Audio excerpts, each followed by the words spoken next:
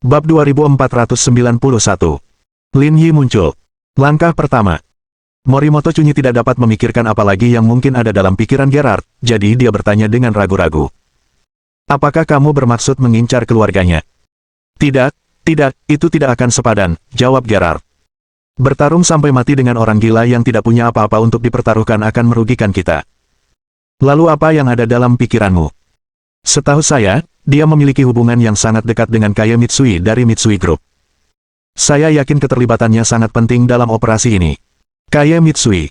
Hal ini tidak mengejutkan Morimoto Chunyi. Dia tahu sedikit tentang situasi tersebut tetapi tidak terlalu memikirkannya.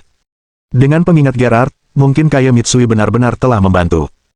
Saya harap Anda dapat mengeluarkan surat perintah penangkapannya sesegera mungkin, menahannya untuk diinterogasi, dan tidak memberinya ruang untuk bermanuver. Tetapi, Morimoto Chunyi ragu-ragu. Gerard adalah orang luar, ia mampu bertindak gegabah dalam situasi seperti ini tanpa menanggung kerugian apapun secara pribadi. Namun Kaya Mitsui mempunyai kedudukan penting yang tak tertandingi di Jepang. Menangkapnya tidak akan mudah, itu akan memicu banyak hal. Jika ditangani dengan buruk, hal itu bahkan dapat berdampak pada perekonomian. Ini semua adalah faktor yang harus dipertimbangkan. Tuan Gerard, saya akui poin Anda ada benarnya. Mungkin memang ada hubungan yang penting di antara mereka, tetapi pengaruh Kaya Mitsui tidak bisa diremehkan, kata Morimoto Chunyi. Posisinya di sini setara dengan Bill Gates atau Cook. Seseorang dengan status seperti dia tidak bisa ditangkap begitu saja. Dahi Gerard berkerut, wajahnya diwarnai sedikit ketidaksenangan. Dengan kerugian sebesar ini, dengan reputasi kita yang tercoreng di panggung global, bukankah itu alasan yang cukup? Ini bukan permainan anak-anak, kita tidak bisa bertindak impulsif. Bahkan di hadapan Gerard, Morimoto Chunyi tetap mempertahankan nada hormat, tetapi dalam masalah prinsip, dia mempunyai keyakinannya dan tidak akan menyerah begitu saja. Tapi Kaya Mitsui jelas terlibat dalam urusan gelap. Apa kau akan membiarkannya begitu saja? Morimoto Chunyi tetap diam. Dia memahami sudut pandang Gerard dan bahkan setuju dengan alasannya. Kaya Mitsui memang menjadi titik masuk penting terkait individu yang hilang. Tetapi menahannya langsung akan kelewat batas, dan konsekuensi yang ditimbulkannya tidak terbayangkan. Saya tidak setuju dengan penangkapan Kaya Mitsui, tapi kita bisa melakukan penyelidikan terhadapnya. Sebuah penyelidikan. Ya, pendekatannya kurang agresif dan tidak terlalu mengganggu. Tapi saya perlu mengajukan permohonan. Lakukan dengan cepat, masalah ini tidak bisa ditunda lebih lama lagi. Sebelum mereka menyadarinya, 24 jam telah berlalu, dan hari baru telah tiba. Meskipun pelabuhan Johto tetap diisolasi, masih belum ada tanda-tanda keberadaan Lin Yi. Pada saat ini, tak seorang pun dapat tetap tenang menghadapi situasi tersebut. Brigade Garda Pusat gelisah, rasa frustrasi mereka terlihat jelas. Simfoni laut telah berlabuh, namun jejak Lin Yi telah menghilang, membuat semua orang waspada. Mungkin aku harus jalan-jalan ke Jepang, saran Ningche.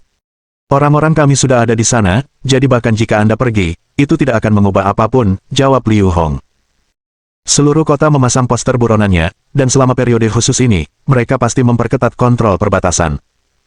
Pergi sekarang bukanlah ide yang bagus. Ningche terdiam, ekspresi muramnya membeku seperti balok es yang tidak bisa ditembus. Pada saat ini, semua orang yang duduk di ruang konferensi memiliki pertanyaan yang sama dalam benak. Kemana sebenarnya Lin Yi pergi? Dan 3 hari pun berlalu, namun belum ada kabar dari Lin Yi, seakan-akan ia telah menghilang begitu saja. Saat itu sudah larut malam, dan pantai kota Chiba masih terang benderang. Meskipun banyak orang telah tidur, para nelayan yang tinggal di sana bersiap memulai pekerjaan mereka. Lihat apa yang aku bawa kembali. Kata seorang pria setengah baya bertelanjang dada dengan sebatang rokok tergantung di bibirnya, sepatu bot di kakinya, dan segenggam brosur di tangannya saat dia masuk dari luar. Apa itu? Tanya seorang pria muda berambut pendek yang sedang memperbaiki jaring ikan di bawah cahaya kuning redup. Di dekatnya, 4 pemuda berotot sedang bekerja keras, fisik mereka mengesankan. Poster buronan. Di situ tertulis kalau orang ini tertangkap, hadiahnya 20 juta yen. 20 juta yen. Aku belum pernah melihat hadiah sebesar itu sebelumnya, kata pemuda itu terkejut. Orang ini pasti telah melakukan kejahatan yang tak termaafkan, kalau tidak, dia tidak akan bernilai sebanyak itu, jawab pria paruh baya itu. Jika saya punya uang sebanyak itu, saya akan segera menjual perahu saya dan tidak akan melaut lagi seumur hidup saya. Jangan coba-coba. Orang waras mana mungkin datang ke sini, ejek pemuda itu sambil menyalakan rokok untuk beristirahat setelah bekerja. Kenapa kamu mengatakan itu? Coba lihat-lihat. Apa kamu punya gambaran orang seperti apa yang tinggal di daerah ini? Pria muda itu melenturkan otot bisepnya dan menepuknya. Kalau dia berani muncul di sini, aku bisa menghajarnya dengan satu tangan. Uang hadiahnya jadi milikku semua, haha. Haha, semua orang di perahu nelayan tertawa setuju, jelas-jelas merasakan keyakinan yang sama dengan pemuda itu. Orang-orang di sini bukanlah penduduk desa biasa. Seorang buronan yang muncul di sini akan langsung menuju kematian. Apa kau mendengar sesuatu yang aneh? Pria parubaya itu melirik ke arah luar perahu dengan curiga. Ada yang aneh, ulang pemuda itu pelan. Aku tidak mendengar apa-apa. Kau yakin tidak berkhayal? Pria parubaya itu menampik kekhawatirannya dan kembali membantu pekerjaannya. Berderit, berderit, berderit. Tiba-tiba, suara langkah kaki terdengar di telinga mereka. Suaranya tajam, bergema di dek kayu. Siapa yang datang selarut ini? Tanya pemuda itu sambil membuang abu rokoknya. Mungkin seseorang dari perahu lain. Kelompok itu tidak terlalu peduli dan melanjutkan pekerjaan mereka, acuh tak acuh terhadap siapapun yang mendekat. Suara langkah kaki itu bertambah keras, menarik perhatian semua orang ke arah pintu masuk kabin perahu, tempat seorang asing mengenakan pakaian selam melangkah masuk dari kegelapan. Semua orang membeku, menghentikan gerakan mereka untuk menatap penyusup di pintu. Lin Yi melepaskan masker oksigennya, memperlihatkan wajahnya yang pucat dan kehabisan darah. Aku akan meminjam perahumu, katanya. Sementara itu, pasukan Morimoto Chunyi telah kehilangan semangat mereka sebelumnya. Rutinitas sehari-hari telah menumpulkan fokus mereka, membuat mereka linglung. Sudah 3 hari sejak kapal berlabuh, dan tersangka kemungkinan besar telah melarikan diri sejak lama, tidak mungkin dia tetap di sini. Ini adalah hamparan lautan tak berujung, tidak menawarkan tempat bagi siapapun untuk bersembunyi. Pada saat yang sama, Gerard dan Morimoto Chunyi masih memeras otak, mencoba menyimpulkan kemungkinan tempat persembunyian Lin Yi. Bab 2492. Skema yang lebih dalam. Melihat Lin Yi menampakkan wajah aslinya, semua orang di kabin menjadi tercengang. Tangan pria parubaya itu sedikit gemetar, dan telapak tangannya berkeringat. Dengan gemetar, ia mengambil surat perintah pencarian di tangannya, membandingkannya dengan orang yang berdiri di depannya, dan mendapati bahwa hampir tidak ada perbedaan dalam penampilan mereka. Seketika kulitnya memburuk. Inilah buronan dengan hadiah 20 juta. Siang Tai, ada apa denganmu? Tangan pria parubaya itu bergetar tak terkendali, gemetar saat dia menunjuk ke arah Lin Yi. Dialah orang yang ada dalam daftar pencarian orang. Benar-benar. Mendengar berita ini, orang-orang di kabin tidak dapat mempercayainya. Mereka semua melebarkan mata mereka untuk melihat Lin Yi dan merebut surat perintah pencarian dari tangan pria parubaya itu. Setelah membandingkan dengan cermat, para pemuda itu mendapati bahwa orang yang tercantum dalam surat pencarian memang sangat mirip dengan orang yang berdiri di hadapan mereka. Terlebih lagi, pakaian orang ini aneh, dan dia muncul di malam hari, jadi identitasnya sangat mencurigakan. Melihat mereka berbisik-bisik satu sama lain, Lin Yi sering mengerutkan kening dan secara naluriah menduga bahwa dia mungkin dicari. Kepanikan singkat itu segera berlalu. Wajah para pemuda itu menampakkan secercah kegembiraan. Pemberitahuan pencarian orang itu mengatakan hadiah untuk menangkap orang ini adalah 20 juta yen. Jika mereka bisa mendapatkan uang ini, mereka tidak perlu melakukan pekerjaan seperti ini lagi. Cepat, cepat, cepat, masuk. Pemuda itu mengantar Lin Yi masuk dan memberi isyarat kepada yang lain dengan matanya untuk menutup pintu kabin, siap menangkap Lin Yi. Benda di tanganmu itu pasti surat perintah pencarian, kan? Lin Yi menatap pemuda itu dan berkata, karena kamu sudah menebaknya, kami tidak akan menyembunyikannya. Pemuda itu menyeringai dingin, tanpa ada niat untuk bersembunyi. Itu memang surat perintah pencarian orang. Di situ tertulis kalau kami menangkapmu, kami akan dapat 20 juta yen. Kami tidak punya alasan untuk tidak bertindak. Tidak adakah ruang untuk negosiasi? Tentu saja tidak. Pemuda itu mengangkat bahu dan berkata, dengan uang ini, kami tidak perlu lagi memancing, jadi kami tidak bisa membiarkanmu pergi. Sebaiknya kau tidak melawan, itu tidak akan ada gunanya. Dengan itu, pemuda itu berteriak. Semuanya, kumpulkan dia, jangan beri dia kesempatan. Oke. Beberapa orang menanggapi dan bergegas menuju Lin Yi bersama-sama. Ada yang menghunus tali, ada pula yang menghunus trisula, tanpa ampun. Orang pertama yang menyerbu ke depan membawa trisula, penuh momentum. Baginya, Lin Yi adalah tambang emas. Sayangnya, yang berdiri di hadapan mereka adalah Lin Yi. Trisula belaka tak berguna. Meskipun Lin Yi lemah setelah berada di dalam air selama 3 hari, berurusan dengan orang-orang ini tidak menjadi masalah baginya. Trisula itu menusuk ke depan. Lin Yi menghindar, dan trisula itu menyerempet dadanya. Dia mengulurkan tangannya, menggenggam Trisula dengan erat, mendorongnya ke belakang dengan kuat, dan ujung lainnya menghantam dada lawan. Ah! Jeritan memilukan terdengar, dan lawannya meludahkan seteguk darah, terduduk di tanah, tidak mampu berdiri.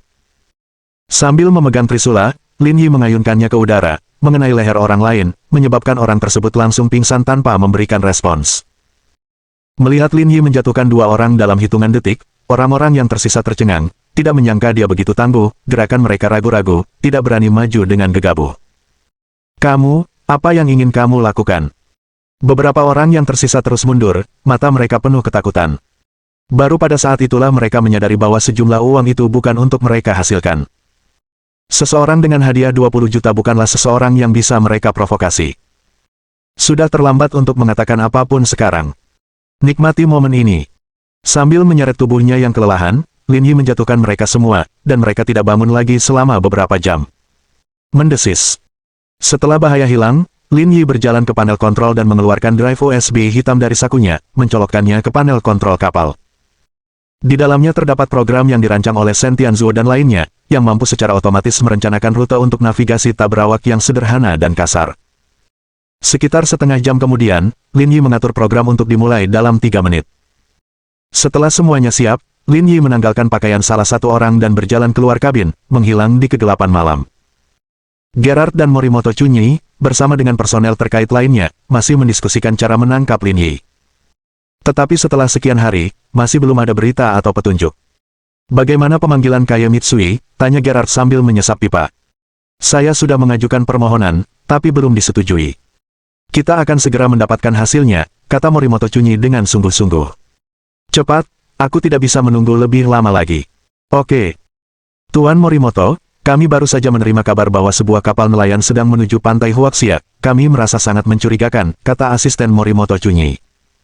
Mendengar berita ini, keduanya menjadi cerah, dan Morimoto Chunyi berkata, "Bawa sinyalnya ke sini. Aku ingin melihat apa yang terjadi." Oke. Tak lama kemudian, sinyal radar dibawa ke layar besar di ruang konferensi.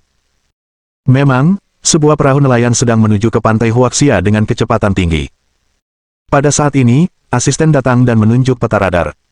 Biasanya, kapal penangkap ikan berhenti di sini untuk memulai aktivitas penangkapan ikan. Sekarang, kapal penangkap ikan ini telah melewati lokasi operasi, sangat mencurigakan. Tersangka yang kita cari kemungkinan besar ada di kapal ini. Tebakan asisten itu juga merupakan tebakan kedua pria itu, dan Gerard berkata dengan bersemangat. Orang itu pasti ada di kapal. Kirim orang untuk mencegatnya segera. Kita tidak boleh membiarkannya lolos. Aku tahu.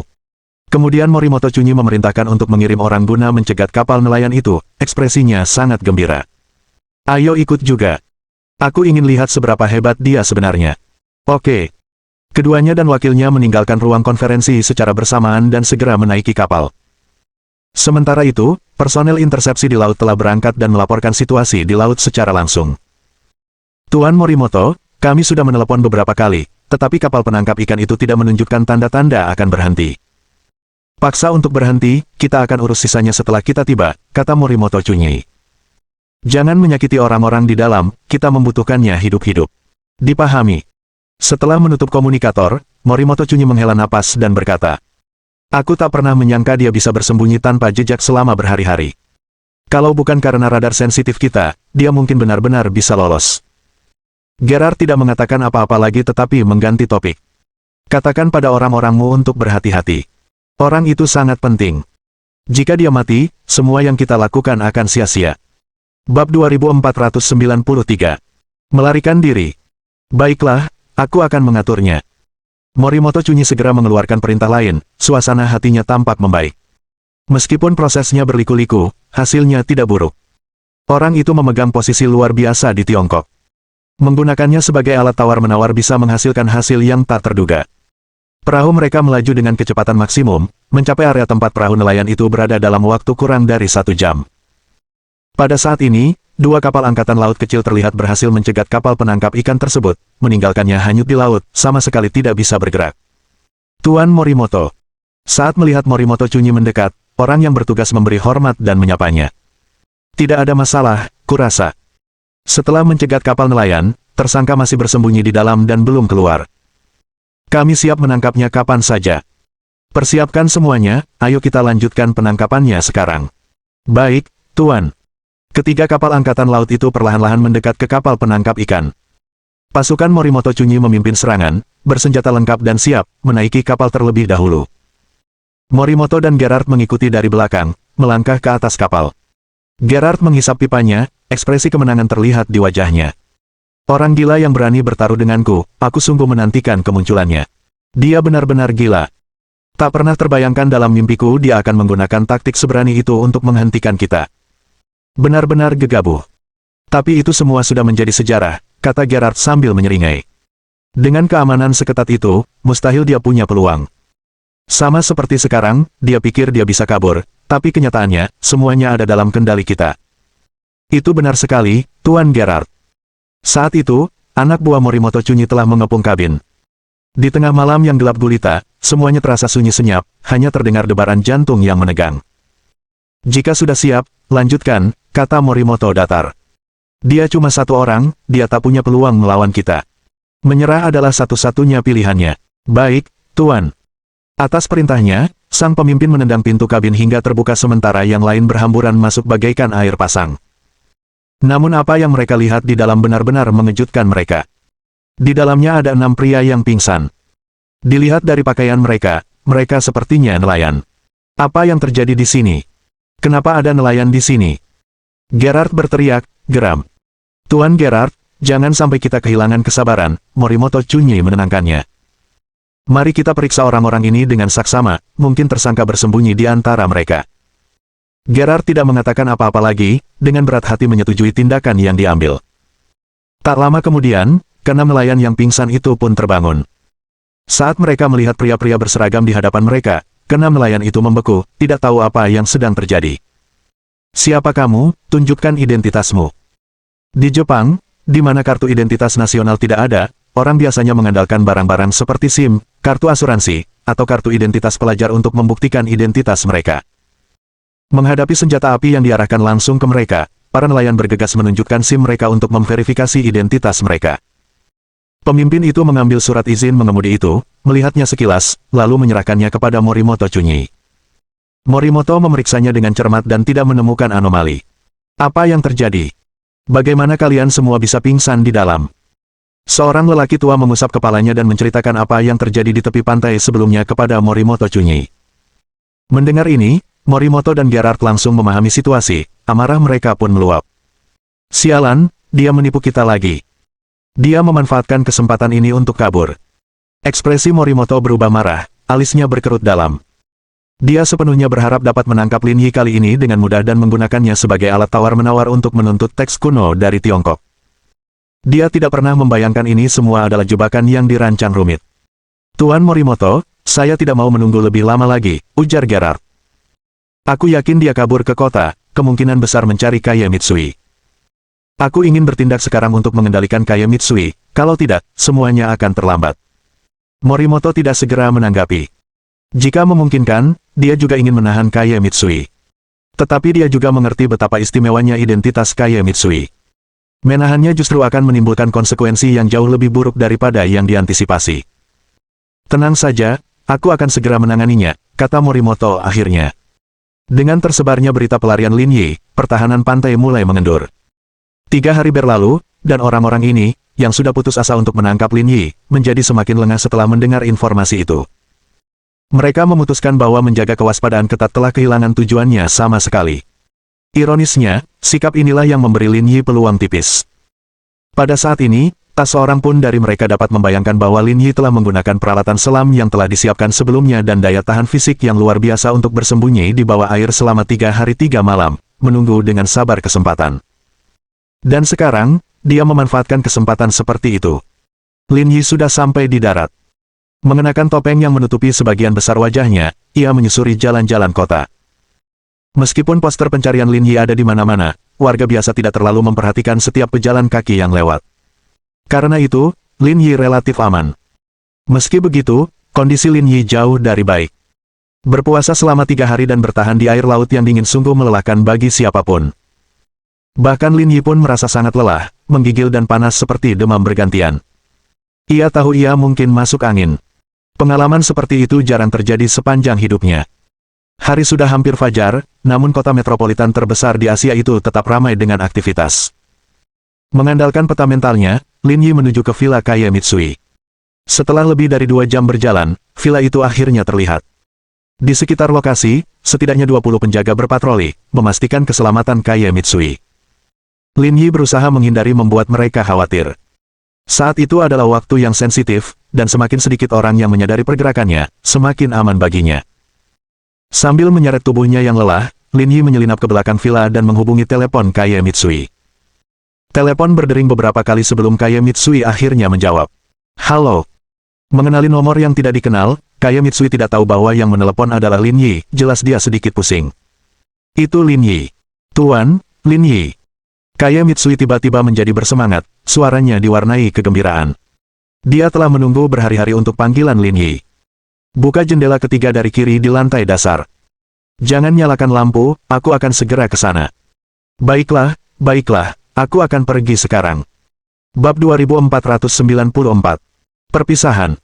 Di tengah malam, Lin Yi menutup telepon. Tak lama kemudian, ia melihat jendela ketiga dari kiri didorong terbuka.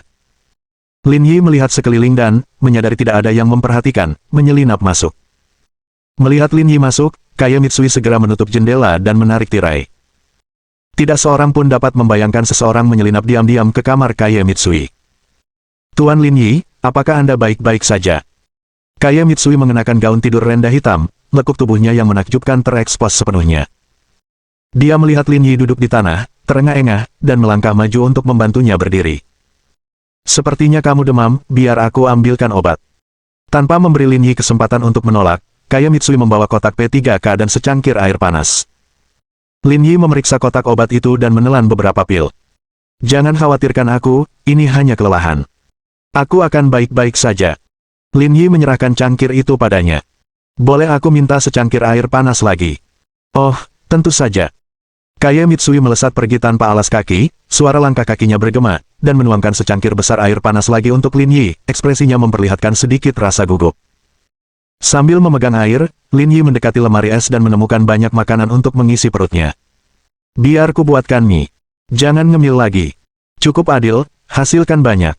Mengerti. Meskipun dia jarang memasak sebelumnya, Kaye Mitsui telah belajar di luar negeri dan mampu membuat makanan sederhana. Tak lama kemudian, dia membawa semangkuk besar mie, dilengkapi dengan 3 butir telur rebus. Lin Yi langsung melahap makanannya tanpa ragu-ragu. Dalam waktu kurang dari 3 menit, semangkuk besar mie, yang hampir cukup untuk 3 orang, habis total. Kamu sudah kenyang. Mau ku buat lagi? Kaye Mitsui berjongkok di sampingnya, suaranya penuh kekhawatiran. Aku baik-baik saja. Lin Yi berdiri dan meregangkan badan, tubuhnya mulai terasa hangat dan rasa lelahnya memudar. Energinya telah pulih sekitar 70%. Kemana saja kamu beberapa hari terakhir ini? Aku sangat khawatir. Menghabiskan 3 hari di bawah air sebelum akhirnya menemukan kesempatan untuk datang malam ini. 3 hari di bawah air. Mata indah Kaye Mitsui melebar saat dia menatap Lin Yi dengan tidak percaya.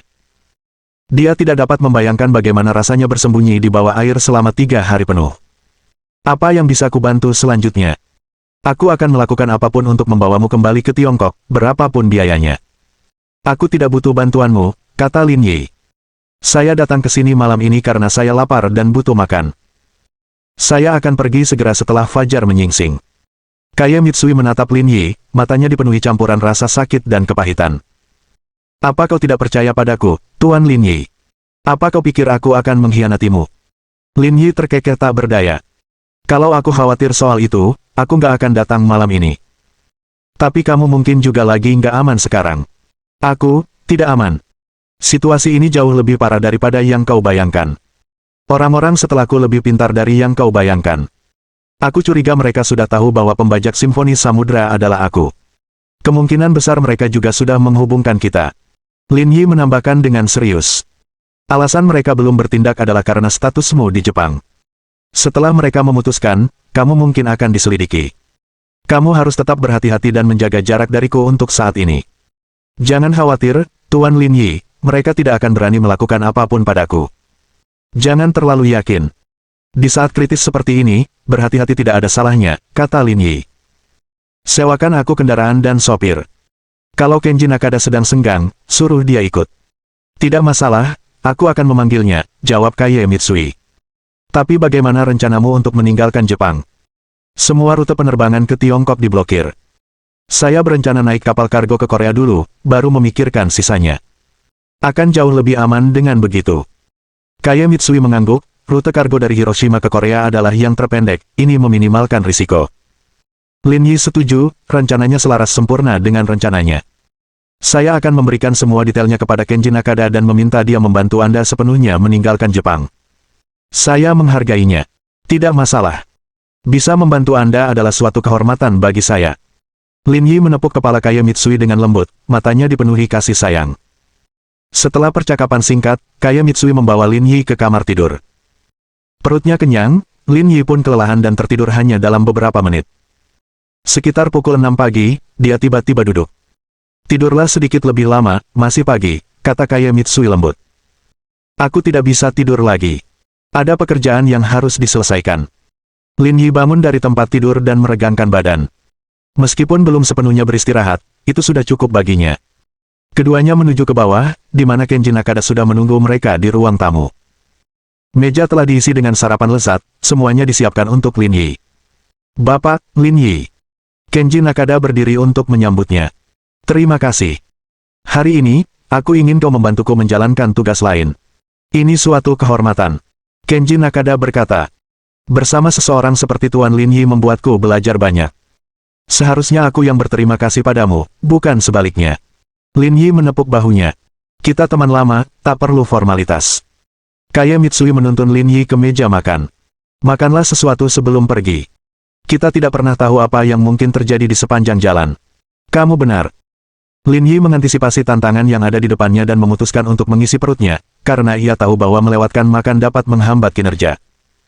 Setengah jam kemudian, Lin Yi selesai makan dan meninggalkan rumah bersama Kenji Nakada. Nakada, kata Kaie Mitsui pelan. Apapun yang terjadi, kau harus memastikan keselamatan Tuan Lin Yi, bahkan dengan mengorbankan nyawamu sendiri. Hanya itu permintaanku. Kenji Nakada membungkuk dalam-dalam, ekspresinya tegas. Kaie Mitsui mengalihkan pandangannya ke Lin Yi, matanya dipenuhi kelembutan. Tuan Lin Yi, entah kapan kita akan bertemu lagi setelah ini. Kalau sempat, tolong hubungi saya dan beritahu saya kalau Anda baik-baik saja. Saya akan. Lin Yi dengan lembut membelai rambutnya yang lembut dan terurai, lalu mengecup keningnya. Hati-hati. Tenangkan diri untuk saat ini. Jika ada masalah dalam keluargamu, segera tangani. Jangan biarkan siapapun tahu apapun tentangmu. Dimengerti. Aku akan mengurusnya. Aku pergi sekarang. Jaga dirimu. Keduanya melangkah keluar dan masuk ke Alpha yang menunggu. Kaie Mitsui berdiri di ambang pintu, tatapannya dipenuhi kerinduan yang enggan. Sebuah lirik yang menyentuh hati tiba-tiba bergema di benaknya.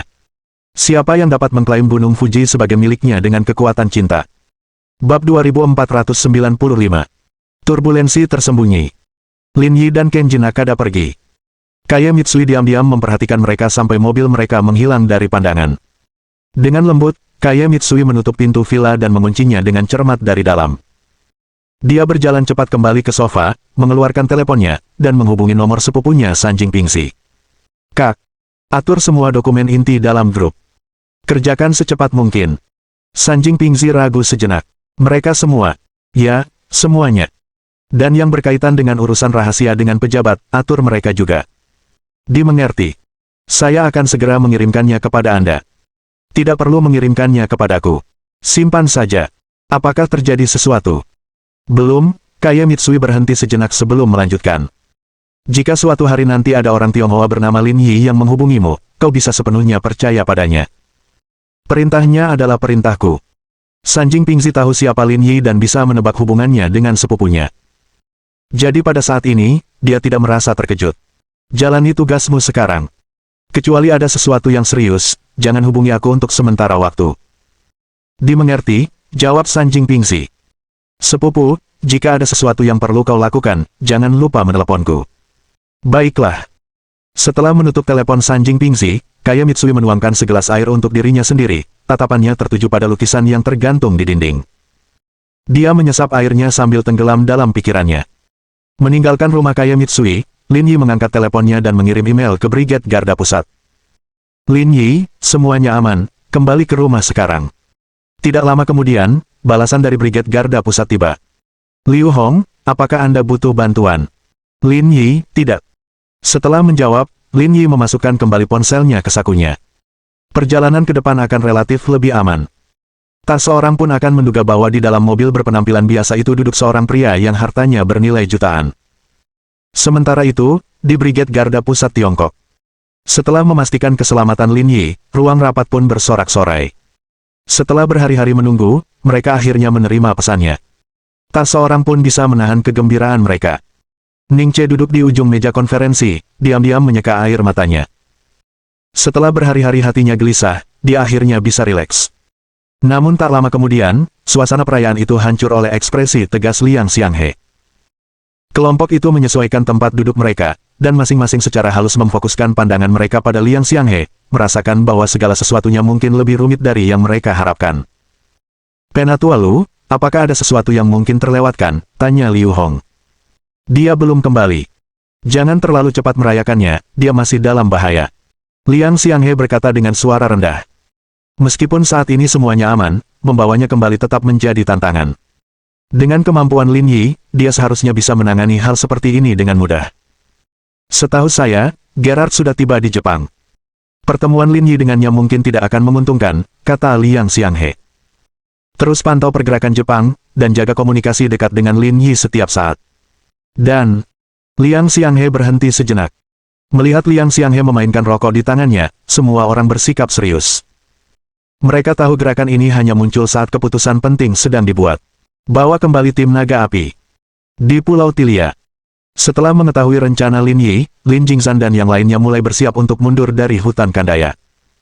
Berdasarkan berbagai informasi intelijen, efek berantai operasi itu menyebar, dan negara-negara di seluruh dunia menjadi gelisah. Setelah menunggu begitu lama, mereka memanfaatkan kesempatan untuk ikut campur. Lin Jingzhan tahu betul bahwa, di mata Liang Xianghe, kehidupan Lin Yi mungkin jauh lebih berharga daripada catatan kuno yang mereka cari.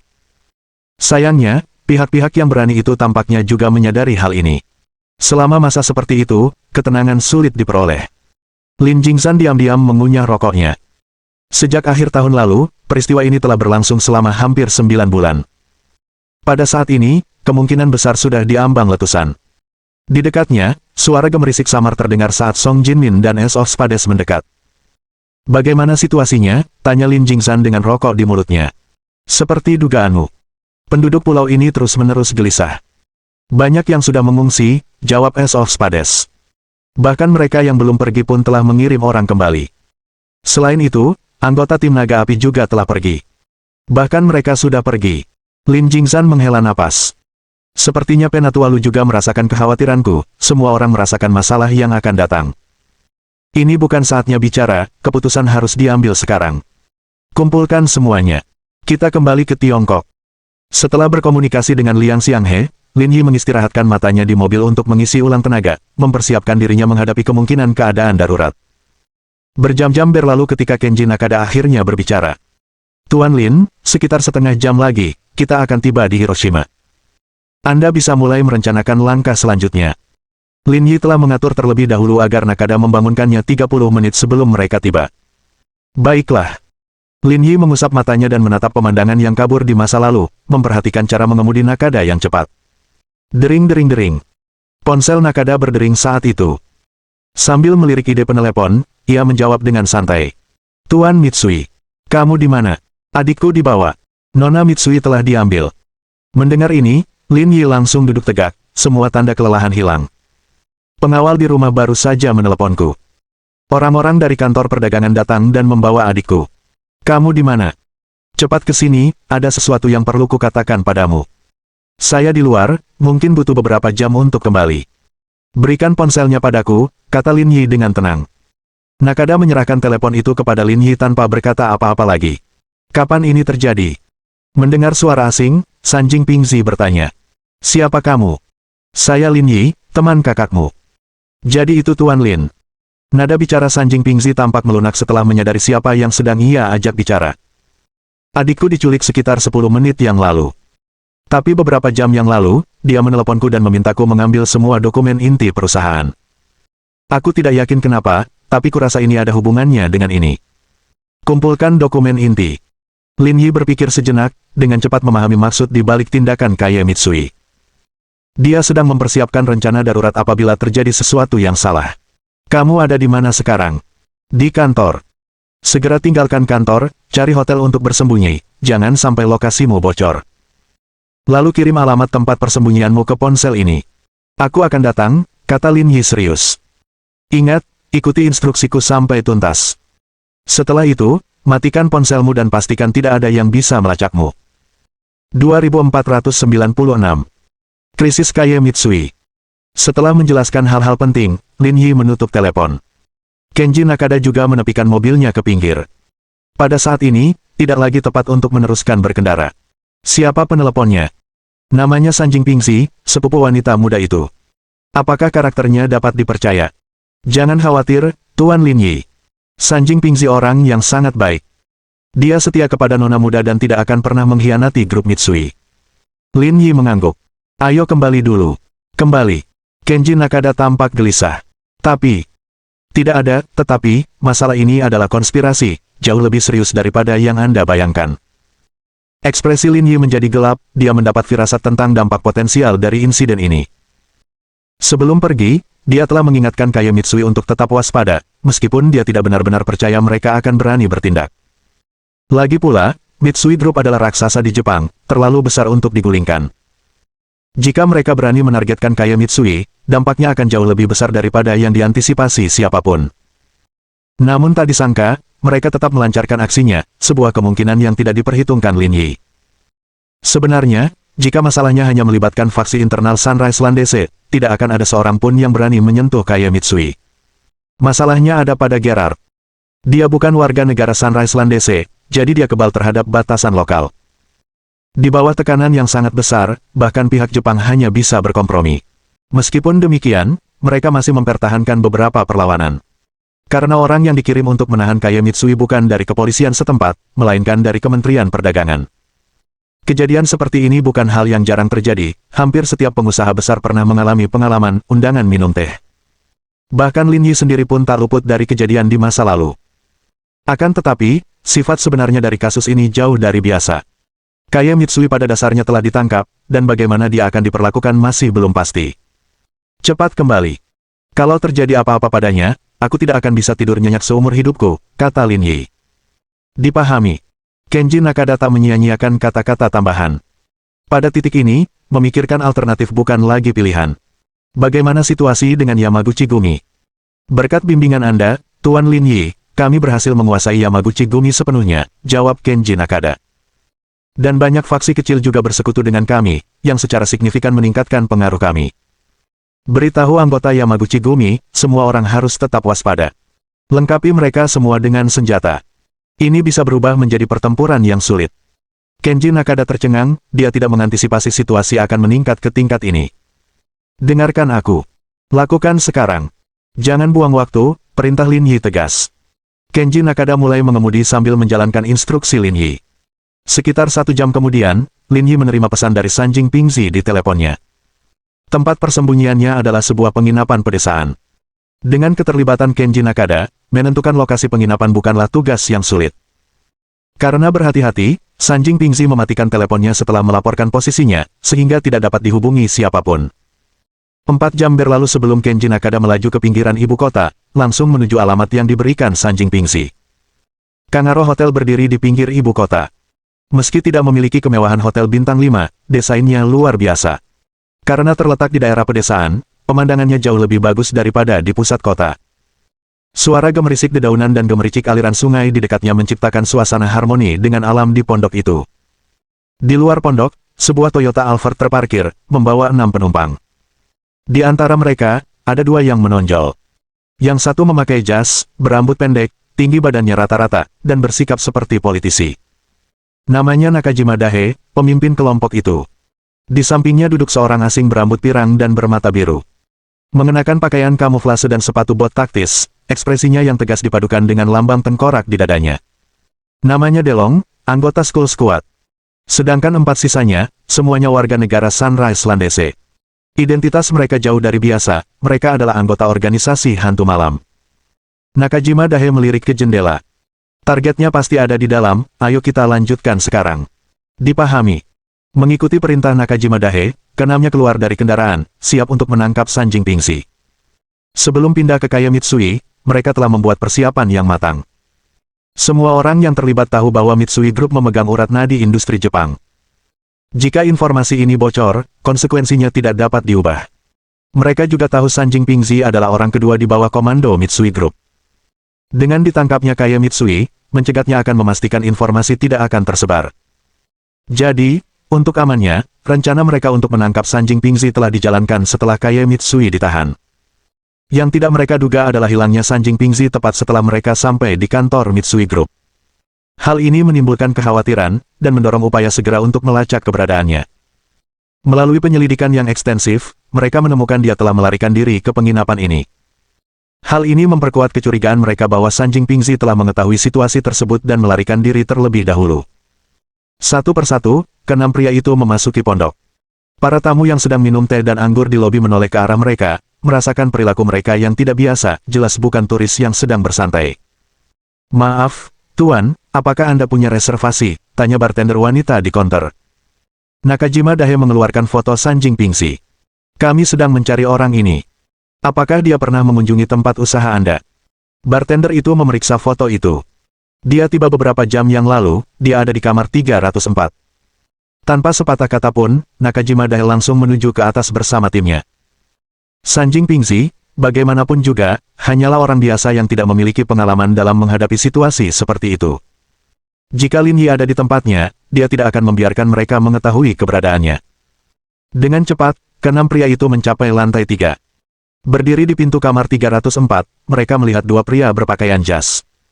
Nakajima Dahe merasa yakin. Sanjing Pingxi pasti ada di dalam. Kami dari Kementerian Perdagangan. Buka pintunya, saya ingin bertemu Sanjing Pingxi. Kedua pengawal itu langsung tegang saat melihat kelompok agresif itu. Tuan Mitsui tidak ada di sini. Silakan pergi, kata salah satu dari mereka dengan tegas. Ekspresi Nakajima Dahe menjadi gelap saat dia menjawab dengan dingin. Aku tak mau bicara omong kosong denganmu. Buka pintunya, atau aku akan membuatmu menyesal. Seperti yang sudah kukatakan, Tuan Mitsui tidak ada di sini. Ambil tindakan. Tanpa memberi kesempatan sedikit pun kepada para penjaga, salah satu anak buah Nakajima Dahe menerjang maju dan menjatuhkan keduanya dalam waktu kurang dari 2 detik, membuat mereka pingsan tanpa suara. Bok! Penyerang itu kemudian menendang pintu hingga terbuka, dan mereka berenam menyerbu masuk. Sanjing Pingxi berdiri di samping tempat tidur, wajahnya pucat karena ketakutan. Apa yang sedang kamu rencanakan? Bab 2497. Pembunuhan instan. Melihat Sanjing Pingxi, Nakajima Dahe menghela nafas lega. Selama dia melihatnya, segalanya akan lebih mudah ditangani. Saya dari Biro Bisnis, di sini untuk membawa Anda kembali untuk penyelidikan. Silakan ikut dengan kami. Penyelidikan. Sanjing Pingxi mencoba menenangkan dirinya, menatap Nakajima Dahe. Saya sedang berlibur, saya tidak berkewajiban menerima penyelidikan Anda, dan Anda tidak punya hak untuk menyelidiki saya. Maaf, kami memang punya hak itu. Sambil berkata demikian, Nakajima Dahe mengeluarkan surat perintah penangkapan dari saku mantelnya. Ini perintahnya. Saya harap Anda mau ikut dengan saya. Ekspresi wajah Sanjing Pingxi sangat tidak menyenangkan. Karena sampai saat ini dia masih belum tahu apa-apa. Mengapa saudara perempuan saya ingin saya mengambil dokumen inti? Mengapa Tuan Lin Yi ingin aku menyembunyikan keberadaanku dan menunggunya di sini? Apakah dia meramalkan hal ini terjadi? Namun terlepas dari itu, Sanjing Pingxi tetaplah orang nomor 2 di Mitsui Group. Dia memiliki ketenangan dan aura yang dibutuhkannya, tetap tenang setiap saat kecuali pada saat-saat awal yang tidak mengenakan, dan tidak membiarkan Nakajima Dahe memperhatikan hal yang mencurigakan. Saya bisa ikut dengan kalian, tapi harus jelas bahwa jika penangkapan ini tidak berdasar, saya akan meminta pertanggungjawaban dari kalian semua. Ekspresi Nakajima Dahe sedikit berubah. Dia sangat menyadari status grup Mitsui karena telah menyusup ke dunia politik. Setelah insiden ini diselesaikan, jika pertanggungjawaban dimintai pertanggungjawaban, dia tidak akan bisa melarikan diri. Tetapi mengingat situasi saat ini, dia tidak punya pilihan lain. Tuan Mitsui, tolong jangan mempersulit saya. Saya hanya menjalankan perintah dari atasan. Sanjing Pingxi tidak berkata apa-apa lagi dan hanya berdiri di samping tempat tidur. Selama sekitar 10 detik, suasana hening tetap bertahan, sampai Nakajima Dahe melambaikan tangannya. Bawa dia pergi. Dua orang keluar dari belakang dan membawa Sanjing Pingxi pergi. Yang terakhir pun tidak melawan. Semua pengawalnya telah dikalahkan, jadi melawan pada titik ini tidak ada artinya. Sementara itu, Lin Yi dan Kenji Nakada sudah tiba di depan hotel. Lin Yi membuka tirai dan melihat keluar. Apakah ini tempatnya? Tidak diragukan lagi, kata Kenji Nakada. Saya pernah ke sini bersama Tuan Mitsui sebelumnya. Katanya dia suka suasana di sini. Sekarang setelah sesuatu terjadi, masuk akal kalau dia ada di sini. Lin Yi mengangguk, kamu pergi keluarkan dia, aku tidak akan turun. Kenji Nakada membuka sabuk pengaman dan bersiap keluar dari mobil. Tunggu. Kenji Nakada hendak bertanya apa yang sedang terjadi ketika dia tiba-tiba melihat beberapa orang keluar. Sanjing Pingzi dilindungi di tengah, tampak sangat tidak menyenangkan. Mereka bukan dari keluarga Mitsui. Keberadaannya telah bocor, dan para pejabat sudah ada di sini. Sangat cepat. Kenji Nakada sangat terkejut, meskipun telah mengantisipasi kejadian seperti itu.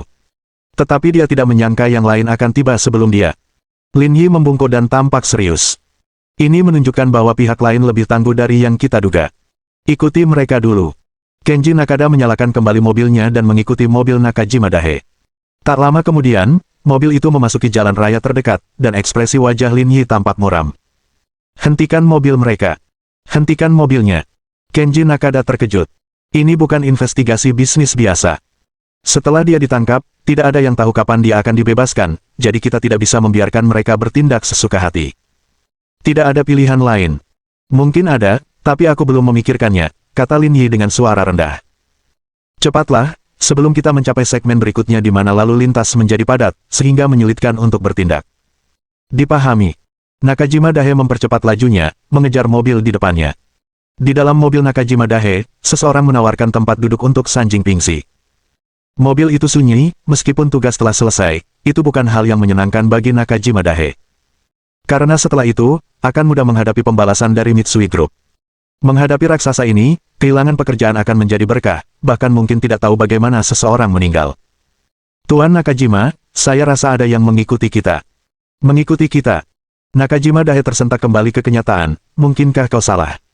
Kurasa tidak. Mereka sudah mengikuti kita sejak kita meninggalkan hotel. Nakajima Dahe merenung sejenak, kemungkinan besar mereka dari grup Mitsui.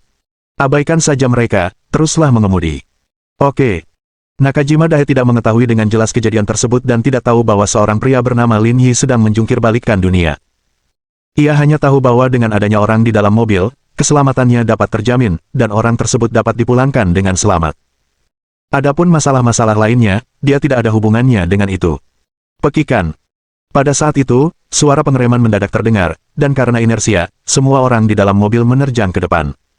Apa yang terjadi? Mengapa rem tiba-tiba? Mobil di belakang kita menghalangi jalan kita. Nakajima Dahe melihat ke depan dan melihat Alpha menghalangi jalannya. Keluarga Mitsui benar-benar punya nyali, gumam Nakajima Dahe, turun dan lihat apa yang terjadi. Pengemudi dan orang di kursi penumpang membuka pintu dan keluar.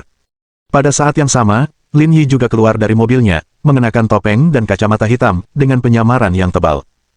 Apa yang kamu inginkan? Melihat Lin Yi, pengemudi itu berteriak, tampaknya berniat melakukan sesuatu. Tetapi Lin Yi tidak memberinya kesempatan untuk berbicara omong kosong. Ia mencabut belati dari punggung bawahnya, mencengkeram kera pria itu, dan menusukkannya tepat di perut, merenggut nyawanya secara langsung.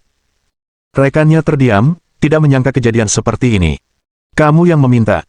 Rekannya bereaksi cepat. Sebagai anggota hantu liar, kemampuannya tak perlu diragukan lagi, dan ia langsung bersiap menghabisi Lin Yi. Bam! Sebuah pukulan lurus dilayangkan, Lin Yi dengan mudah menangkis serangan itu dan juga menusuk ke dadanya. Mata lelaki itu melebar, dan darah menetes dari sudut mulutnya. Bahkan saat meninggal, dia tidak percaya bahwa dia tidak sebanding dengan Lin Yi meskipun dia sudah siap. Hanya dalam 10 detik, kedua pria yang keluar dari mobil disingkirkan oleh Lin Yi. Cepat, semuanya keluar dan tangani orang itu. Nakajima Dahe panik dan dengan panik mengeluarkan perintah. Ketiga orang di dalam mobil itu tidak ragu-ragu dan langsung keluar, mengepung Lin Yi. Namun Lin Yi tidak berkata apa-apa, mengambil belati, dan menusuk ke depan. Ketiganya berada di level B, dan jika Kenji Nakada datang, dia tidak akan bertahan satu ronde pun. Namun di hadapan Lin Yi, mereka tidak ada tandingannya. Hanya dalam 1 menit, mereka semua tergeletak di genangan darah. Bab 2498. Rencana penyelamatan. Melihat beberapa orang tergeletak di genangan darah, Kenji Nakada merasa sedikit linglung. Takjub dengan kekuatan Lin Yi. Level orang-orang ini semuanya telah mencapai level B, dan dia sendiri merasa kesulitan untuk menghadapi satu saja. Namun, dia menyelesaikan semuanya dalam waktu kurang dari 2 menit, kekuatan seperti itu sungguh mengerikan. Cepat bawa mayatnya ke mobil. Menerima perintah Lin Yi, Kenji Nakada segera mengambil tindakan, menempatkan kelima mayat itu di mobilnya. Melihat Lin Yi berjalan ke arahnya, Nakajima Dahe tercengang, wajahnya pucat, gemetar tak henti-hentinya. Sebaliknya, Sanjing Pingzi tampak jauh lebih tenang. Karena di bawah mobil, dia melihat Kenji Nakada. Samar-samar menduga bahwa laki-laki yang baru saja bergerak itu adalah Tuan Lin Yi, seperti yang disebutkan oleh saudara perempuannya. Pada saat yang sama, ia juga terkesan dengan metodenya yang kejam. Kamu, apa yang ingin kamu lakukan? Melihat Lin Yi mendekat, Nakajima Dahe tergagap. Di mana Kaye Mitsui? Dia dikurung di rumah, pihak berwenang telah membatasi pergerakannya. Status Kaye Mitsui berbeda dengan yang lain, di negara kapitalis seperti Jepang. Tidak seorang pun berani menggunakan cara-cara kekerasan terhadapnya. Apa yang dilakukan sekarang hampir mencapai batas mereka. Mendengar berita ini, kekhawatiran Lin Yi pun berkurang. Apakah kamu ingin mati? Kata Lin Yi lembut. Tidak, aku tidak ingin mati, tolong, jangan bunuh aku. Nakajima Dahe berlutut di dalam mobil, memohon belas kasihan, terus-menerus bersujud kepada Lin Yi. Kamu harus memahami situasimu, dan ketahuilah bahwa aku tidak bercanda denganmu. Jika kamu bersedia bekerja sama, aku tidak hanya akan mengampuni nyawamu tetapi juga memberimu sejumlah uang sebagai hadiah, kata Lin Yi. Kalau tidak, bukan hanya kamu, seluruh keluargamu tidak akan bertahan hidup lewat tengah malam ini. Aku akan bekerja sama denganmu, tolong jangan menyakitiku. Nakajima Dahe ketakutan setengah mati. Awalnya dia takut dengan kekuatan keluarga Mitsui, tetapi sekarang dengan munculnya orang seperti ini, pertahanan mentalnya langsung runtuh tanpa keraguan sedikitpun. Lin Yi melirik Sanjing Pingzi di sampingnya. Apakah kamu punya kertas dan pena? Sanjing Pingzi punya kebiasaan membawa pena dan buku catatan. Ketika Lin Yi bertanya, dia menyerahkan kertas dan pena kepadanya. Lin Yi menulis satu baris di atasnya, lalu melipatnya dan menyerahkannya kepada Nakajima Dahe. Aku ingin kau melakukan satu hal, menggunakan identitasmu untuk memberikan catatan ini kepada Kaye Mitsui, hanya ini tugasmu, kuharap kau bisa menyelesaikannya. Nakajima Dahe menggigil, mengetahui ini bukanlah sebuah diskusi, melainkan sebuah perintah. Jika tidak diselesaikan, dia dan keluarganya lah yang akan mati. Orang di depannya ini adalah iblis. Dia akan melakukan apa saja. Baiklah, aku akan melakukan yang terbaik. Lin Yi tersenyum dan menggoyangkan jarinya, bukan berarti berusaha sekuat tenaga, tapi pasti berhasil, kamu orang yang cerdas dan tahu konsekuensinya. Ya, saya mengerti, saya pasti akan melakukannya, tenang saja. Zongtian, ikuti dia. Jika terjadi sesuatu, bawa dia keluar. Lin Yi berkata sambil menoleh ke belakang. Lin Yi berbalik dan menatap Nakajima Dahe lagi. Aku tidak ingin kejadian barusan terbongkar, kau tidak butuh aku untuk mengajarimu, kan? Ya, tidak perlu, aku mengerti apa yang harus kulakukan. Tuan Mitsui, saya teman kakak Anda, mulai sekarang, Anda bisa sepenuhnya percaya kepada saya, Anda tahu, Zongtian, saya harap Anda bisa mendengarkan saya, itulah satu-satunya cara untuk menyelamatkan kakak Anda. Tuan Mitsui, Tuan Lin adalah orang yang dapat dipercaya, saya harap Anda dapat mempercayainya tanpa syarat. Saya mengerti, adik saya menelepon saya tadi, saya akan melakukan apa yang Tuan Lin katakan dan tidak meragukannya. Sekarang mulailah bertindak. Lin Yi turun dari mobil bersama Sanjing Pingzi, sedangkan Kenji Nakada pergi bersama Nakajima Dahe. Kedua kelompok itu bertindak secara terpisah. Informasi inti grup Mitsui, seharusnya ada di tanganmu, kan? Ya, apakah Tuan Lin membutuhkan informasi ini? Lin Yi mengangguk, biarkan aku membantumu menyimpannya untuk sementara waktu. Aku akan mengembalikannya kepadamu ketika keadaan sudah tenang. Tapi tenang saja, aku tidak akan melihatnya. Aku punya kredibilitas itu. Mengatakannya seperti itu terlalu sopan, dari kakakku. Aku belajar tentangmu, kamu adalah pengusaha hebat, aku percaya pada karaktermu. Sanjing Pingzi mengeluarkan USB drive hitam dan menyerahkannya kepada Lin Yi. Namun, selama serah terima, Sanjing Pingzi berhenti sejenak. Tuan Lin, hanya Anda yang bisa membantu kami sekarang, saya harap Anda bisa menyelamatkan adik saya. Yakinlah, bahkan jika kamu tidak mengatakannya, aku akan mengatakannya. Semuanya ada di tanganmu. Lin Yi tidak berkata apa-apa, hanya menganggukkan kepalanya. Kemudian keduanya menuju ke Rumah Sakit Nasional Johto. Sekitar tengah malam, 3 mobil hitam tiba di ruang gawat darurat rumah sakit. Pintu mobil depan dan belakang terbuka terlebih dahulu, dan 10 pria berpakaian jas hitam keluar. Di antara mereka, 5 orang adalah orang Sunrise Landese, dan 5 lainnya adalah orang asing berambut pirang dan bermata biru.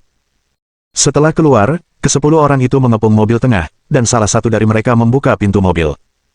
Seorang pria parubaya dan Kaya Mitsui keluar satu demi satu, menuju rumah sakit. Pria parubaya itu berusia 50-an, tidak banyak rambut di kepalanya, tetapi memancarkan aura yang mengesankan. Namanya adalah Sakamoto Tailang, wakil Morimoto Chunye, dan tokoh nomor 2 di Night Ghost, yang memegang kekuasaan besar. Sekitar pukul 10 malam, Kaya Mitsui tiba-tiba merasa tidak enak badan dan ingin pergi ke rumah sakit. Situasi ini menarik perhatian para petinggi, yang secara naluriah percaya bahwa mungkin ada penipuan yang terlibat. Akan tetapi, dengan Kaya Mitsui membuat permintaan seperti itu, tidak ada alasan untuk menolak. Jika benar-benar terjadi kesalahan, tidak ada seorang pun yang dapat memikul tanggung jawab. Oleh karena itu, Morimoto Chunye mengirim Sakamoto Tailang, membiarkannya mengawasi situasi secara pribadi, untuk menghindari kecelakaan. Nona Mitsui, saya harap Anda tidak memiliki ide-ide yang tidak realistis. Sebelum Anda mengungkapkan tindakannya, Anda akan kesulitan mendapatkan kembali kebebasan Anda. Sudah kubilang, aku tidak ada hubungannya dengan dia, apa yang kau lakukan tidak tahu malu, kata Kaya Mitsui dingin. Saya akan bertanggung jawab atas tindakan Anda tidak akan bertahan lama dalam posisi itu. Bahkan dengan status tinggi Sakamoto Tailang, Kaya Mitsui masih tidak menganggapnya serius. Gelar pemimpin grup Mitsui bukan hanya untuk pertunjukan. Ini adalah tugasku, aku harus bertindak seperti ini. Sakamoto Tailang tetap tenang, ekspresinya tegas. Kami juga tidak percaya kamu tidak membantunya, bekerja sama adalah satu-satunya pilihanmu, jika tidak, kamu akan menghancurkan prospekmu. Aku tidak ingin bicara omong kosong denganmu, kuharap kau menjaga jarak, kalau tidak, aku akan merasa lebih buruk. Setelah mengatakan itu, Kaya Mitsui yang cantik dan bersemangat berjalan menuju bagian rawat jalan. Bab 2499 2499 Medan Ki. Ikuti dia. Sakamoto Tailang berkata dengan nada muram. Dia sangat sadar bahwa keinginan Kaya Mitsui untuk datang memeriksakan diri tiba-tiba bukanlah hal yang mudah. Dia hanya tidak tahu tipuan apa yang sedang direncanakannya. Di belakangnya, orang-orang itu dengan cepat mengikuti dan mengepung Kaya Mitsui. Seperti ada rombongan selebriti yang menghalanginya sepenuhnya, tidak meninggalkan celah sedikit pun. Melihat kejadian itu, orang-orang yang ada di rumah sakit tampak bingung, tidak yakin dengan apa yang sedang terjadi. Namun, Kaya Mitsui tidak panik, karena ia tahu bahwa meskipun ia menunjukkan rasa takut, hal itu hanya akan mengundang cemoohan, bukan simpati. Mereka tidak akan pernah membiarkannya pergi. Sekarang, yang bisa dilakukannya hanyalah mengandalkan Lin Yi. Nona Mitsui, silakan tunggu sebentar di sini. Saya akan meminta seseorang mengantre untuk registrasi, kata Sakamoto Tailang dengan suara pelan. Kaya Mitsui tidak berkata apa-apa, berdiri diam di tempatnya. Diam-diam, ia mengamati sekeliling. Orang-orang berlalu lalang, namun sosok Lin Yi tak terlihat. Dia tidak tahu apa rencana Lin Yi. Surat itu hanya berisi instruksi untuk mengaku sakit perut parah dan datang ke sini untuk pemeriksaan.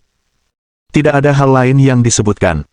Kaya Mitsui yakin Lin Yi pasti sudah mengatur segalanya. Ia hanya perlu mengikuti instruksinya. Lin Yi adalah seseorang yang kepadanya dia dapat mempercayakan hidupnya sepenuhnya.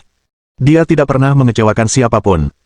Tak lama kemudian, salah seorang warga Sunrise Landese berlari kecil kembali sambil memegang slip pendaftaran di tangannya.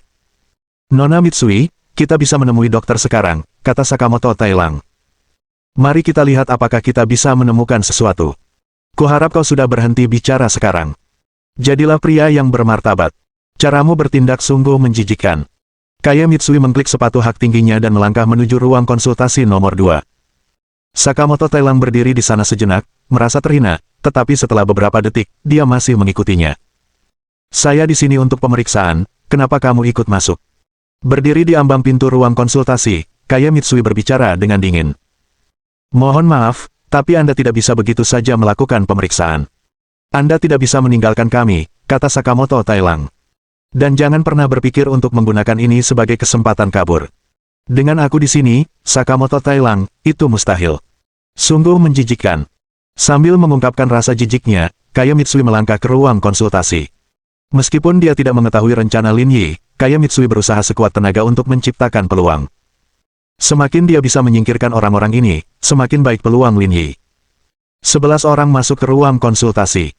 Dokter yang bertugas tampak bingung, belum pernah melihat begitu banyak orang yang datang. Fokus saja pada pekerjaanmu dan periksa kondisinya. Jangan urus hal lain, kata Sakamoto Tailang pelan. Baiklah, baiklah. Dokter itu menjawab dengan gugup, lalu menoleh ke Kaye Mitsui. Bolehkah saya bertanya bagian mana yang membuat Anda merasa tidak enak badan? Perutku, sakit sekali. Dokter itu mengerutkan kening dan mengamati. Dari sikap tenang Kaye Mitsui, sulit dipercaya bahwa ia kesakitan. Selain sakit perut, apakah Anda punya gejala lain? Jadi begitu. Melihat ekspresi dingin di wajah Kaye Mitsui, sang dokter tak tahu harus berkata apa lagi. Ia hanya bisa menjawab tanpa daya. Anda perlu menjalani USG terlebih dahulu untuk memeriksa adanya masalah pada organ. Baiklah. Kaye Mitsui bangkit, mengambil slip pemeriksaan, dan keluar dari ruang konsultasi. Sakamoto Tailang dan anak buahnya tetap waspada. Meski masih pagi, rumah sakit masih ramai, dan mereka harus antri. Kaye Mitsui tidak tampak terburu-buru, berdiri diam di belakang barisan, tenggelam dalam pikirannya. Tuan Saka, semua orang di grup Mitsui sedang diawasi. Siapa sebenarnya yang akan datang untuk menyelamatkannya? Pasukan mereka terdiri dari anggota Yamaguchi Gumi dan anak buah keluarga Mitsui. Kedua kelompok saat ini sedang dipantau. Jika mereka melakukan gerakan signifikan, mereka pasti akan ketahuan, jawab Sakamoto Tailang. Selain itu, saya telah menempatkan petugas di luar rumah sakit. Jika ada orang mencurigakan yang muncul, mereka akan segera terdeteksi. Dia tidak akan berhasil. Dipahami. Kita harus terus mengawasi Kaye Mitsui. Dialah sumber semuanya, pada dasarnya otak operasi ini, kata Sakamoto Tailang. Tanpa perintahnya, rencana apapun akan berantakan. Dipahami. Tak lama kemudian, saat mereka yang berada di depan menyelesaikan ujian mereka, Kaye Mitsui memasuki ruangan dengan tenang. Sakamoto Tailang mengikuti dari belakang. Apa yang sedang kamu lakukan? Kali ini, ekspresi Kaye Mitsui berubah dingin. Kamu serius mau lihat aku USG? Mohon maaf, tapi kami harus mengawasi Anda. Itu tanggung jawab kami, kata Sakamoto Tailang. Bisakah kamu keluar? Pembicaranya adalah teknisi USG, seorang dokter tua berusia 60-an, rambutnya campuran abu-abu dan putih, nadanya tegas. Tidak, kita harus mengawasinya, kata Sakamoto Tailang dengan tegas. USG mengharuskan pasien untuk mengangkat pakaiannya, yang menyangkut privasi, tegas dokter itu dengan rasa tanggung jawab. Privasi bukan urusan saya. Kalau kau menolak pergi, aku tidak akan melakukan tes ini. Kita buang-buang waktu saja di sini, kata Kaye Mitsui acuh tak acuh. Jika kamu tidak mau ujian, aku akan membawamu kembali, kata Sakamoto Tailang. Mengapa saya harus pergi jika pemeriksaannya belum selesai? Kaye Mitsui melemparkan pandangan dingin dan tajam ke arahnya, memancarkan aura superioritas. Kau harus mengerti, aku bekerja sama dalam penyelidikanmu, bukan penjahat. Jangan memaksaku melakukan sesuatu yang tidak rasional. Itu tidak akan baik untukmu atau negara ini. Ini. Menghadapi ancaman Kaye Mitsui, Sakamoto Tailang membeku. Aura menindas yang dipancarkannya membuat keringat dingin menetes darinya. Meski menduduki jabatan tinggi, dalam masyarakat kapitalis ini, kemampuan Kaye Mitsui jauh lebih kuat dari yang dibayangkannya. Dia tahu betul bahwa seseorang seperti dia bukanlah seseorang yang mampu dia provokasi. Namun, dengan tugas yang harus diembannya, ia tidak punya pilihan selain bertindak seperti ini. Nona Mitsui, saya harap Anda mengerti. Menjaga Anda adalah perintah yang saya terima, itu tugas saya. Apapun yang terjadi, saya tidak bisa membiarkan Anda sendirian di sini untuk pemeriksaan, kata Sakamoto Tailang. Kalau bisa diterima, mari kita kompromi. Aku akan meninggalkan 4 orang di sini. Mereka akan memastikan privasimu tidak dilanggar. Kuharap kau bisa mengerti. Kalau tidak, kita akan terus berlarut-larut. Kaye Mitsui sedikit mengernyit. Ia tahu bahwa Sakamoto Tailang yang mengalah seperti itu sudah di luar batas kemampuannya. Dia diam-diam mempertimbangkan pilihannya dan tidak bisa memahami sepenuhnya rencana Lin Yi dalam situasi ini. Sebagai seorang wanita di lingkungan seperti itu, dia tentu tidak bisa mencapai banyak hal sendirian. Mungkinkah dia memang sudah merencanakan segalanya, sehingga dia tidak perlu khawatir? Suruh anak buahmu menjauh dariku, kata Kaye Mitsui dingin. Tapi kau harus pergi. Aku tidak ingin melihatmu. Ekspresi Sakamoto Tailang berubah agak aneh, tetapi akhirnya, dia setuju. Baiklah, aku akan menunggumu di luar. Sebelum melangkah keluar, Sakamoto Tailang meninggalkan 4 orang di belakangnya dan berbisik pelan dan memerintah. Awasi terus. Jangan biarkan dia berbuat curang. Bab 2500. Aku bersedia mati untukmu. Keempat orang itu mengangguk, ekspresi mereka tegas dan serius. Mereka tahu Kaye Mitsui tidak akan patuh bekerja sama, jadi mereka semua menjaga dengan ketat. Setelah memberikan instruksi, Sakamoto Tailang pergi bersama orang-orang yang tersisa, dan ruang USG menjadi tenang. Nona, kita bisa mulai sekarang. Silakan berbaring, kata dokter itu lembut. Kaya Mitsui mengangguk dan perlahan berbaring di ranjang medis, ekspresinya rumit. Ia sangat menyadari proses selanjutnya. Hasilnya tidak menunjukkan masalah, dan dokter tidak memberinya rencana perawatan apapun. Jika saatnya tiba, alasan ketidaknyamanan fisik untuk memaksanya tinggal di sini tidaklah tepat, mereka juga tidak akan memberinya kesempatan seperti itu. Tak lama kemudian, dokter menutup tirai biru. Namun, tirai itu tidak sepenuhnya tertutup, sehingga kepalanya terlihat. Orang-orang di luar masih bisa melihat Kaya Mitsui. Atas instruksi dokter, Kaya Mitsui mengangkat bajunya, memperlihatkan perutnya yang mulus, dan pemeriksaan pun dimulai. Dengan cepat, Kaya Mitsui merasakan ada yang tidak beres. Dia telah menjalani pemeriksaan serupa sebelumnya dan tahu seperti apa prosesnya. Tetapi dokter di depannya tidak mengikuti prosedur standar dan malah menggunakan jarinya untuk menekan beberapa titik di perutnya. Meskipun perbedaannya tipis, Kaya Mitsui tetap menyadari ada yang tidak beres. Dia tiba-tiba menoleh, dan pandangan mereka langsung terkunci. Pada momen singkat itu, Kaya Mitsui mengenali tatapan murni yang tak salah lagi. Dia yakin, orang yang memeriksanya adalah Lin Yi. Pada saat itu, dia mengetahui segalanya. Itu semua ada dalam perhitungan Lin Yi. Dia telah menunggunya di sini selama ini. Lin Yi tidak membuat gerakan tiba-tiba, sikapnya sepenuhnya tenang. Dia dengan santai mengambil selembar kertas dan meletakkannya di paha Kaya Mitsui. Karena tirai, orang-orang di luar tidak bisa melihat tindakan Lin Yi. Tapi Kaya Mitsui bisa melihat semuanya dengan jelas. Menekan luapan emosinya, Kaya Mitsui menggeser tubuhnya sedikit saja. Dia mencoba memberi isyarat kepada Lin Yi bahwa dia telah melihat kata-kata di kertas itu. Sekitar semenit kemudian, Lin Yi merendahkan suaranya. Selesai. Dokter, bagaimana kondisi saya? Apakah ada masalah? Tanya Kaya Mitsui, ikut bermain.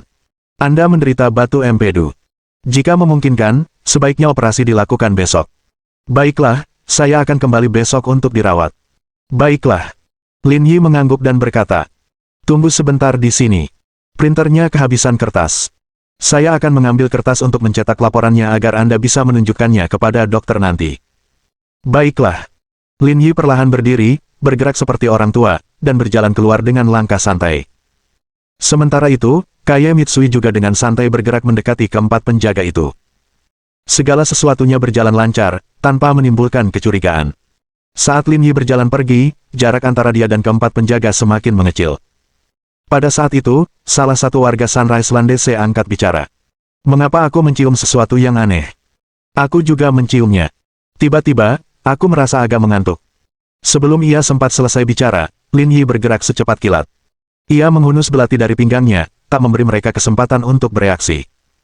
Dalam kilatan cahaya dingin, ia mengiris arteri mereka satu persatu. Seketika, mata mereka berempat terbelalak lebar. Perubahan peristiwa yang tiba-tiba itu membuat mereka bingung.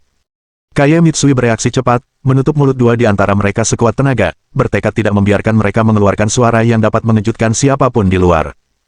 Lin Yi melakukan hal yang sama, menutup mulut dua orang lainnya. Tak ada suara sedikit pun yang keluar. Kira-kira semenit kemudian, keempat pria itu berhenti berontak satu persatu. Darah berceceran di mana-mana, mengubah ruang USG menjadi seperti neraka. Tuan, Lin Yi. Kaya Mitsui memeluk Lin Yi dan mulai menangis tak terkendali, diliputi emosi. Lin Yi membelai kepalanya dengan lembut. Aku tahu ini sulit untukmu, tapi sekarang bukan saatnya untuk merayakan. Kita harus bergerak cepat, kalau tidak, semuanya akan terlambat. Kaya Mitsui mengangguk tegas.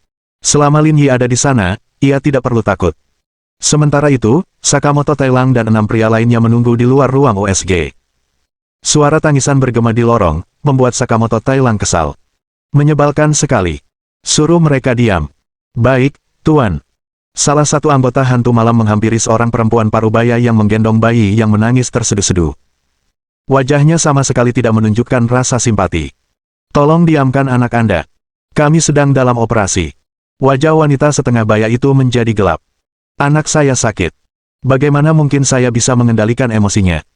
Tuntutan yang tidak masuk akal itu mengundang pandangan sinis dari pasien lain.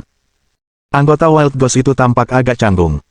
Menyadari kesalahannya dalam situasi ini, ia kembali menatap Sakamoto Tailang tanpa berkata apa-apa lagi. Abaikan saja. Orang di dalam akan segera keluar. Dan begitulah, diiringi tangisan yang tiada henti, beberapa menit berlalu, tetapi Kaya Mitsui masih belum keluar. Alis Sakamoto Tailang berkerut semakin dalam, hampir menyatu. Dia sendiri pernah menjalani pemeriksaan semacam itu. Biasanya, apapun hasilnya, pemeriksaan tersebut tidak akan memakan waktu lebih dari 2 atau 3 menit. Namun kini, 5 atau 6 menit telah berlalu tanpa tanda atau suara. Sakamoto Tailang merasakan ada yang tidak beres. Tuan Saka, lihat. Seorang anggota Night Ghost berseru kaget. Mengikuti arah jarinya, Sakamoto Tailang melihat darah merah merembes keluar dari bawah pintu. Tiba-tiba jantungnya berdebar kencang karena rasa gelisah menguasainya. Cepat, masuk. Ada yang terjadi. Dengan tergesa-gesa, kelompok itu mendorong pintu hingga terbuka, hanya untuk disambut oleh pemandangan yang mengejutkan. 4 mayat tergeletak di lantai, arteri mereka terputus, darah menutupi ruangan seperti mimpi buruk yang mengerikan. Namun Lin Yi dan Kaya Mitsui tidak ditemukan, mereka menghilang tanpa jejak. Wajah Sakamoto Tailang memucat. Tangannya terkepal erat, dan tubuhnya gemetar tak terkendali. Tak pernah dalam mimpinya yang terliar ia membayangkan bahwa, di bawah pengawasan ketat, Kaya Mitsui masih bisa melarikan diri. Kirim orang untuk mengejar mereka segera. Jangan biarkan mereka lolos. Sakamoto Tailang meraung marah. Baik, Tuan. Orang-orang yang tersisa segera berlari keluar dari rumah sakit. Sementara itu, bayi yang menangis dan ibunya juga telah menghilang. Pada saat yang sama, Lin Yi dan Kaya Mitsui sudah meninggalkan rumah sakit dengan mobil, untuk sementara waktu mereka aman. Tuan Lin Yi, aku sangat merindukanmu. Duduk di dalam mobil, Kaya Mitsui berpegangan erat pada tangan Lin Yi sementara air mata mengalir di wajahnya. Ini salahku. Aku melibatkanmu dalam kekacauan ini, kata Lin Yi meminta maaf sambil menggenggam tangannya. Seharusnya aku tidak meminta bantuanmu sejak awal. Sekalipun aku tidak membantu, mereka tetap akan mencurigaiku, kata Kaya Mitsui tegas. Lagi pula, aku tidak menyesalinya. Bahkan jika aku harus mati untukmu, aku rela melakukannya. Mohon dukungan dari omom ante-ante sekalian, buat subscribe atau sharekan novel Mimin ke Facebook kalian, agar channel Mimin bisa terus berkembang. Dengan begitu, Mimin bisa lebih semangat untuk up novel seru lain ke depannya. Buat teman-teman yang sudah subscribe dan sharekan novel Mimin, Mimin ucapkan terima kasih sebanyak-banyaknya. Sekiranya teman-teman menghadapi masalah video diputar dalam bahasa Inggris, coba tukar kepada bahasa Indonesia original melalui cara ini. Semasa mendengarkan, pencet tombol setting di atas kanan video, pilih audio track dan tukar bahasa.